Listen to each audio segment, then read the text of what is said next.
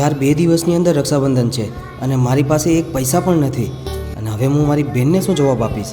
એનો કોલ આવતો જ હશે કે ભાઈ તું કેદી આવેશ અને મારા પાકીટમાં 1 રૂપિયો પણ નથી અત્યારે. હવે હું શું કરીશ યાર?